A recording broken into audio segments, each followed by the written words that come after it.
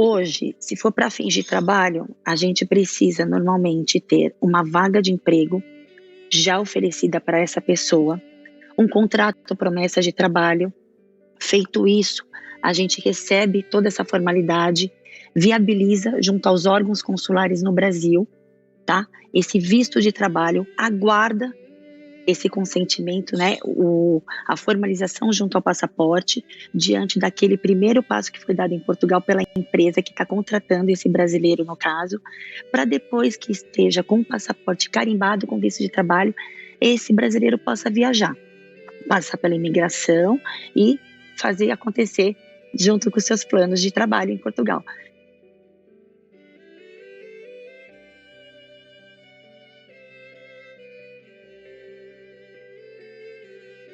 Da condição de trabalho que se pode ter aí em Portugal. A senhora falava de serviços. Eu gostaria de saber se as pessoas que vão para aí podem ter algum tipo de subemprego, ganhar salários muito baixos e como elas se manteriam por aí. Na atual realidade, as pessoas acabam se submetendo a isso, antes dessas medidas que vêm sendo implementadas pelo governo português, tá? Em atenção a esse acontecimento, o governo viabilizou, né, essa possibilidade de se trabalhar de uma forma menos burocrática com a questão do visto. Porém, na atualidade, nós temos sim uma condição ainda de contratação que nós chamamos de subempregos, né? Então, os salários acabam sendo mais baixos para imigrantes, muitas vezes com horas extra jornadas absurdas, porque eles acabam se sujeitando a isso para terem como sobreviver, né? E prover o sustento familiar. Então, é uma realidade, sim, infelizmente hoje, em Portugal.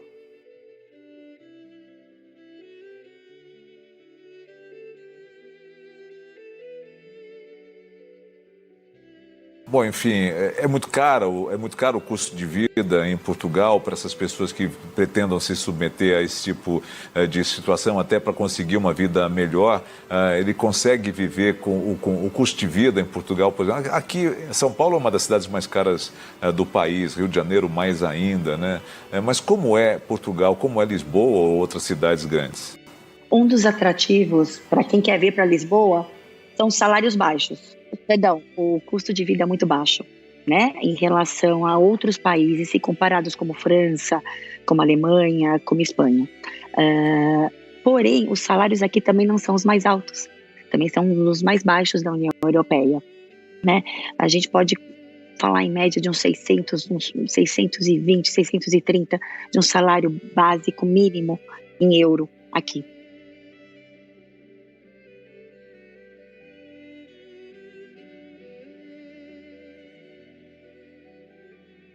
Tá? Só que também os arrendamentos, como nós chamamos no Brasil, né, as locações, os aluguéis, eles também subiram nos últimos anos. Então, a conta fecha muito no talo, falar português bem claro, né? Então, não tem um espaço para se ganhar e se enriquecer de uma forma como essa.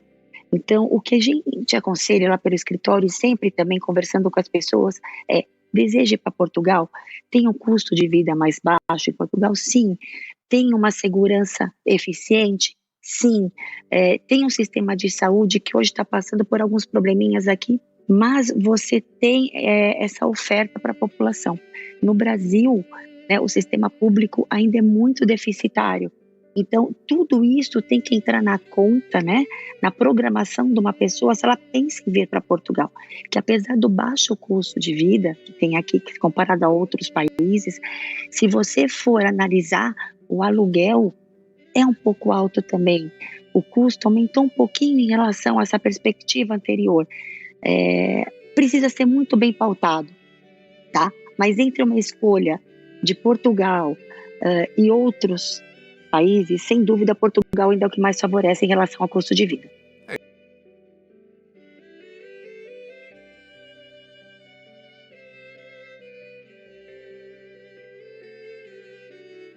Mas o que acontece é que muitos portugueses, além da taxa de natalidade ter sido pequena nos últimos anos, né, os jovens foram para outros países, foram para a Inglaterra, foram para a Alemanha, muito na expectativa de também terem experiências profissionais, né, mais promissoras, o que fez com que o mercado aqui ficasse raso em relação à contratação desses jovens.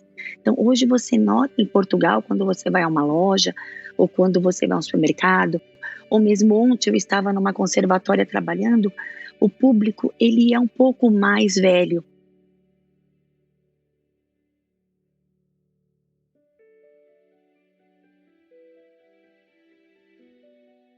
A demanda hoje em Portugal, como a senhora disse, é por serviços. Por quê? Os portugueses hoje, eles migraram para outros lugares, não quiseram ficar por aí, ou realmente aumentou profundamente a quantidade de pessoas que hoje procuram Portugal? Bom, primeiramente porque Portugal já tem alguns anos que virou, né, como nós dizemos no ditado popular, a bola da vez. Portugal acabou por despertar um interesse mundialmente por conta da questão do clima, da segurança oferecida, né? Portugal é tecnicamente um país muito seguro. Existem imperfeições como qualquer outro lugar do mundo, mas é um país muito atrativo, principalmente em questão dessa segurança que passa para as pessoas andarem à rua, falarem aos telemóvel, né, como dizemos aqui, diferentemente do que a gente hoje se depara em São Paulo, Rio de Janeiro e outros lugares no Brasil. Há um desemprego em massa aqui, são 12 milhões de brasileiros que estão tentando se recolocar, né, por conta da pandemia. Então, essa sua notícia, a notícia que nós estamos divulgando aqui, ela é muito importante, até para a gente dividir e, quem sabe, as pessoas possam se encontrar aí.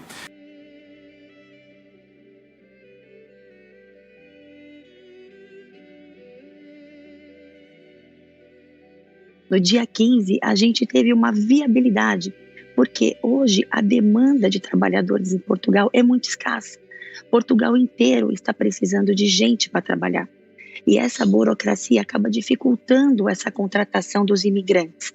Então, o governo entendeu a necessidade de viabilizar, né, essa perspectiva. E com isso, ontem, foi viabilizado esse visto para esses trabalhadores temporários, vamos chamar assim, para que eles possam viajar ao país e localizar e buscar, né, essa contratação aqui mesmo em Portugal.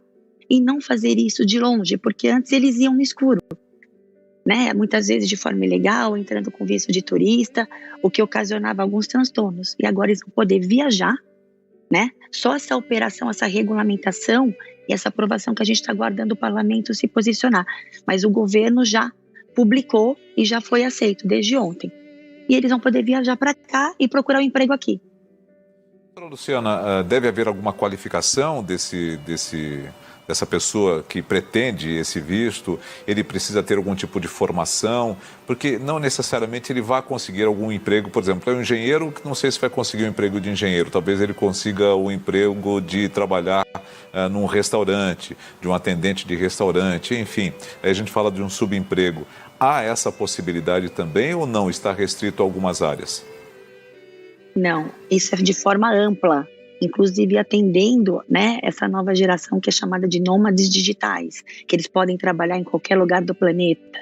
Então, o governo português, independente, né, de ser um engenheiro, de ser um dentista, um advogado, um balconista, não importa a categoria profissional, ele viabilizou que por 180 dias um trabalhador estrangeiro vai poder procurar emprego em Portugal e laborar. Essa é a questão, independente da função. Você pode ter uma formação acadêmica, mas você pode se disponibilizar para trabalhar numa loja, né? A proposta é facilitar essa busca profissional dentro do próprio país, limitado a 120 dias inicialmente e prorrogado por mais 60 dias, totalizando 180 dias, tá? A questão relevante, que eu acho que é bom a gente citar, quando você mencionou dos engenheiros, a gente não pode esquecer que para que profissionais de classe específicas, engenheiros, psicólogos, economistas, advogados, professores de educação física, todos eles têm classe. E para que você atue na sua classe especificamente, você deverá obedecer aos requisitos daquela categoria, que não é uniforme. Para médicos nós temos um sistema, para advogados nós temos outros. Agora, essa questão do visto é contratação. É diferente de você trabalhar na sua área. Você vai procurar um emprego que não necessite especificamente dessa qualificação acadêmica. Doutora, a senhora falou que Portugal está precisando de diversos trabalhadores. Quais seriam a maior quantidade de setores que necessita desses trabalhadores, até para que as pessoas que estão nos acompanhando agora possam ter uma noção do que elas podem procurar por aí? Primeiramente, a área de hotelaria, de serviços, é a mais carente, né? É a mais carente de todas. Os hotéis estão precisando de trabalhadores, os restaurantes, as lojas, todas essas demandas que carecem do envolvimento ao público, né? Do atendimento, a parte de serviços em si, realmente está muito carente, principalmente na região sul de Portugal, que é a maior demanda de turistas agora por conta do verão. Né? Literalmente, eu estou nesse momento em Vila Moura, aqui no Algarve, e em cada lugar que a gente acaba frequentando, acaba indo, a gente vê a mesma reclamação, que faltam pessoas a trabalhar. Olha que coisa interessante. Infelizmente. Coisa interessante. E o brasileiro é muito bom nisso, né? É muito simpático, né? Ele agrega, né? Então, olha, é uma boa iniciativa mesmo levar o brasileiro para o serviço aí.